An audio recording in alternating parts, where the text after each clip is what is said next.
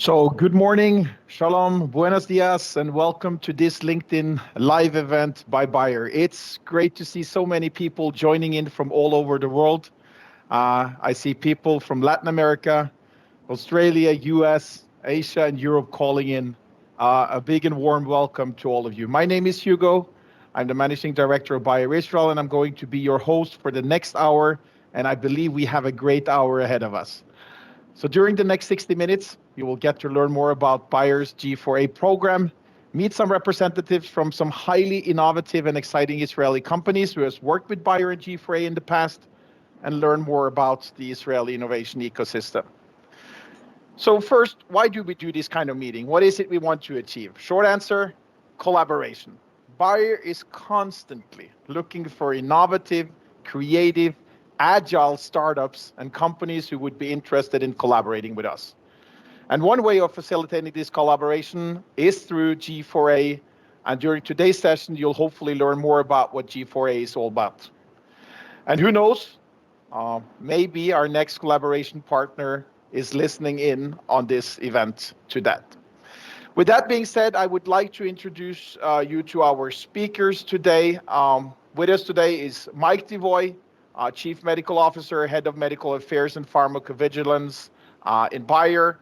Karina Rubinstein is jumping in on a very late notice for a person who unfortunately had to hand in a sick leave. But Karina Rubinstein is Senior Director of Business Development at the Israeli Innovation Authority. We have Michal Meiri, the CEO of Agamon, Yossi Bahagon, co-founder and chairman of Sweetch, and Dominic Kennerson, which is the global head of G4A. So to all of you listening online, please take the opportunity to interact with us, give us feedback, use the keyboard to punch in some comments online. We would really appreciate that. And if you don't mind, also ask us some questions. I cannot guarantee you that we will be able to address all of them, but we will try our very much our best during the next 55 minutes. Our next speaker comes from a company who was selected a program finalist by G4A in 2018. This great company, Agamon, was founded by Michal Meiri, CEO, in 2018. And like all other startups, it all starts with identifying a challenge and then creating a solution. In Agamon's case, the company was founded on the idea that it wanted to help health system make sense of their unstructured clinical data. What this means, I'm sure we will hear more about now. Please, Michal, the floor is yours. Thank you.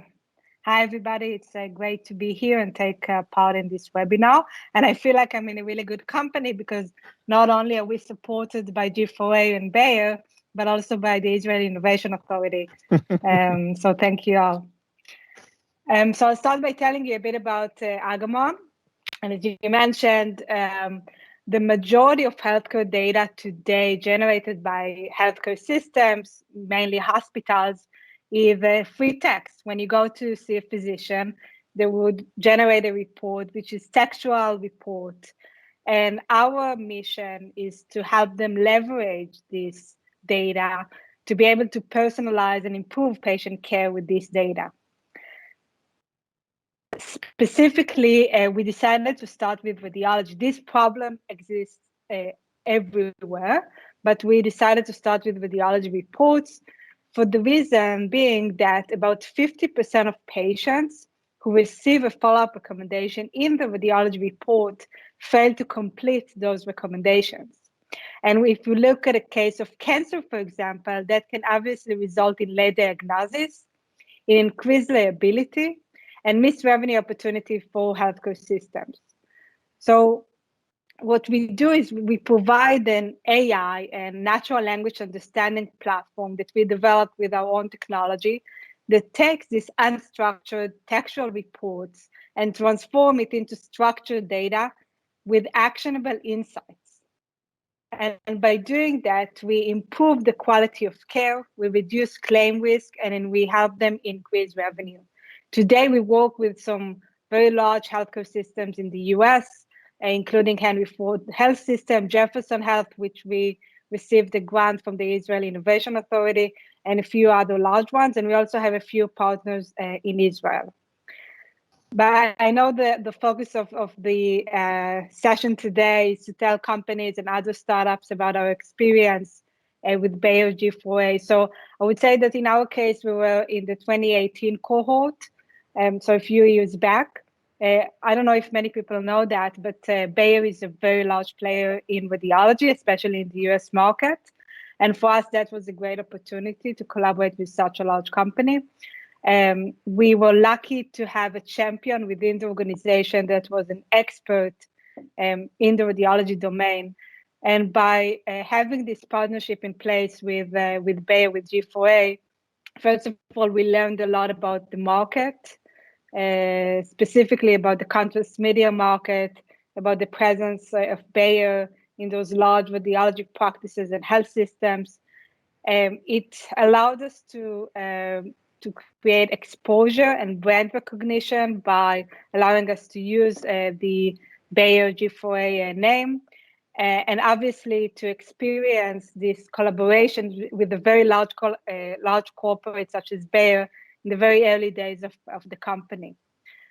So I think if I can recommend for companies who are looking to apply for this program, I would say, first of all, to focus on a very clear use case, because both sides would like to kind of make the best out of their time and their resources. And for doing that, we need to make sure that we have the right use case, the right champion within the organization, the right team to be able to work with and move it forward. I would say that you need to be very open. You need to have a lot of patience, because it's a very different pace to the one we have in startup environment.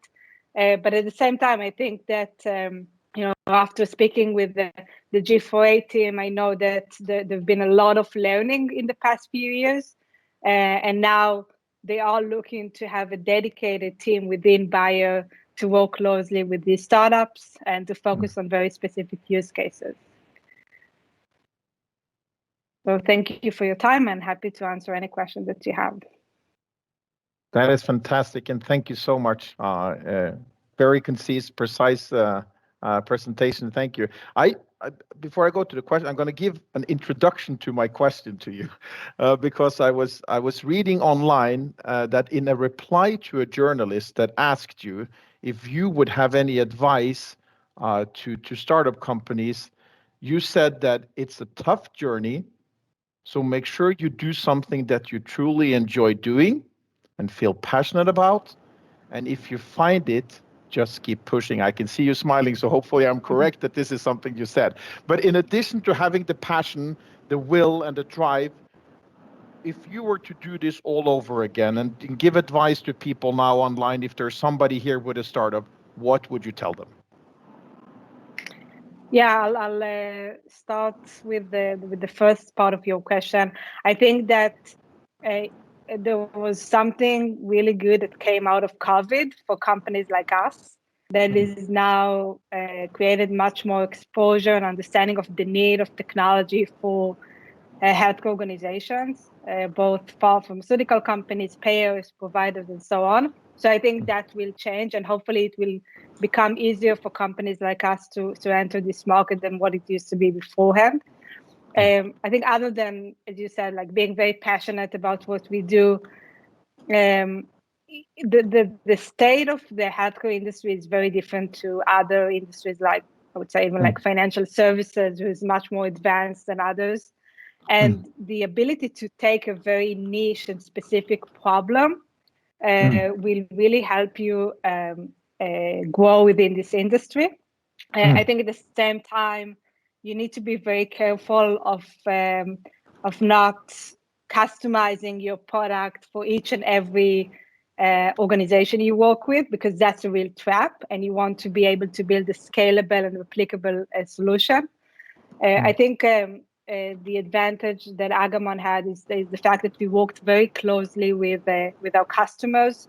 They became, in a way, our design partners, our early customers, and we made sure that we from the one end, like cater for their needs, but at the same time build a technology platform again that can be scalable across other health systems.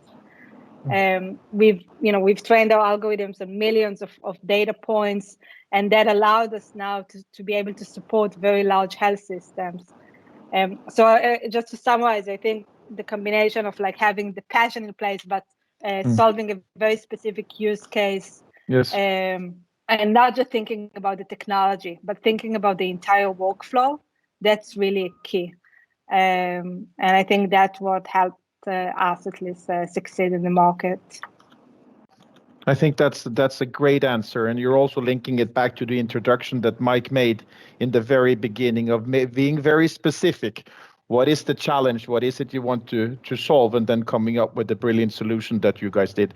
I wish you the very best of luck going forward. I know you're on a success path already, and thank you so much for joining us in this meeting today and sharing your thoughts and ideas with us. It's highly appreciated, Michal. Thank you. Thank you.